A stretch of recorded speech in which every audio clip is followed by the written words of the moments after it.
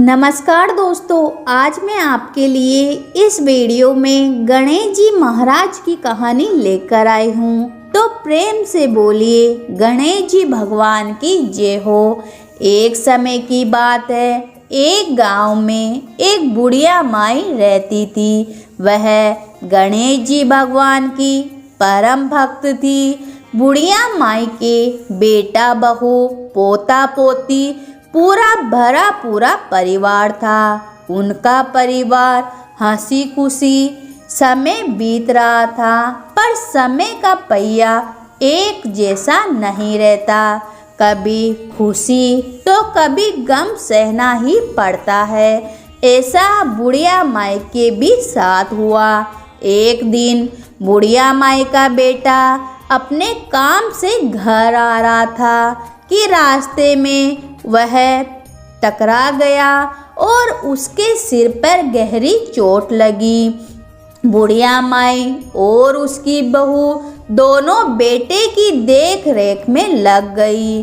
कुछ दिनों तक तो घर में रखा राशन से खाना पीना बन रहा था, पर धीरे धीरे राशन समाप्त हो गया तो बहू दुकान से राशन लेने गई, पर दुकान वाले ने राशन देने से मना कर दिया।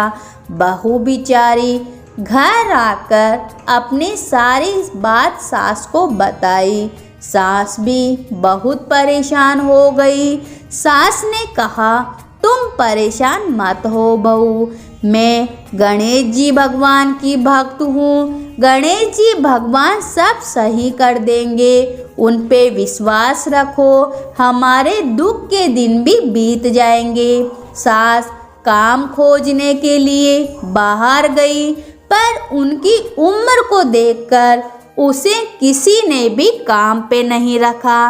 वह एक सेठ की दुकान पर काम मांगने गई, पर सेठ के लोगों ने उसे चोर और भीख मांगने वाली समझकर उसे वहां से भगा दिया।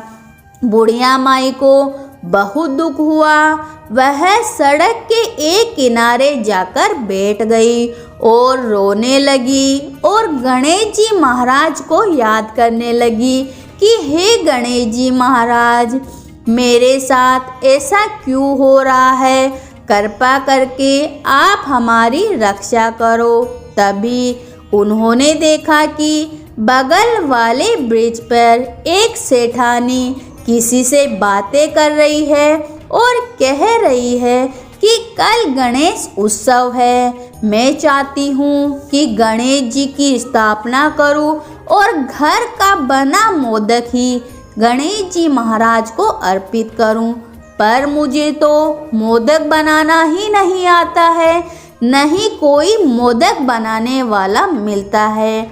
अगर कोई मोदक बनाने वाला मिल जाए तो अच्छा होगा, और अगर नहीं मिलेगा तो बाजार से ही लाना पड़ेगा।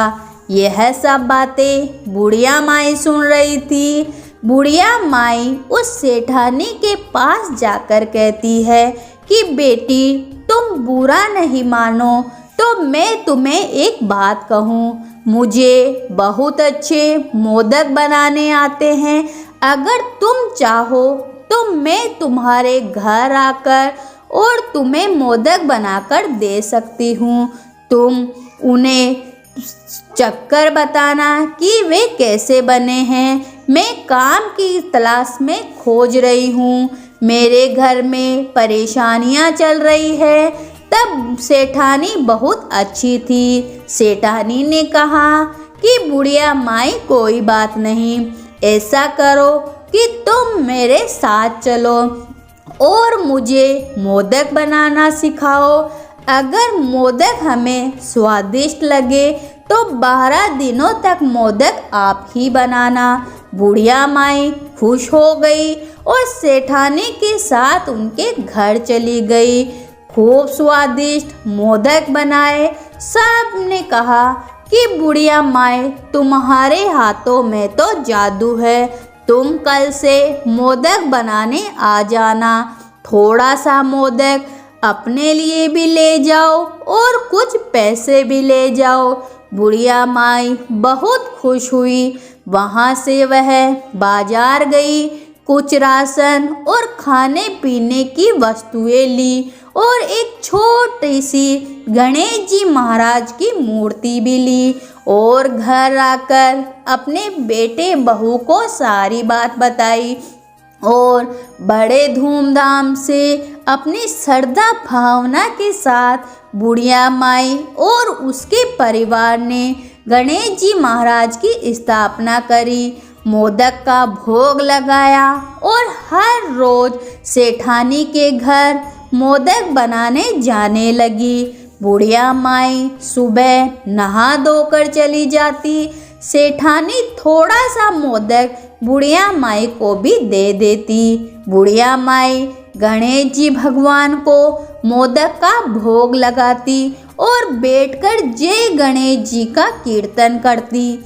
ऐसे ही 9 दिन निकल गए।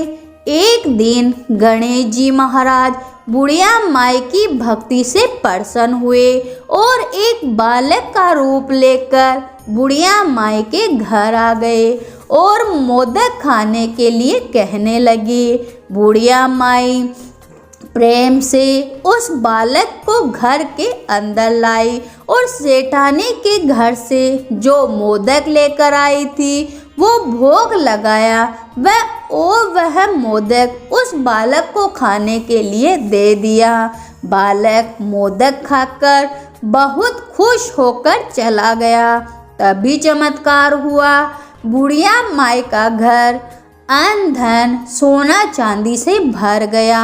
बुढ़िया माई बहू बेटे नाती पोते सब का भला हो गया। हे गणेश जी महाराज, जैसे आपने उस बुढ़िया माई के संकट टाले, उसकी परेशानियां दूर करी, वैसे आपके सभी भक्तों पर कृपा बनाए रखना। कहानी सुनने वाले, हुकारा भरने वाले सबकी मनोकामनाएं पूरी करना। तो बोलिए गणेश जी महाराज की जय हो।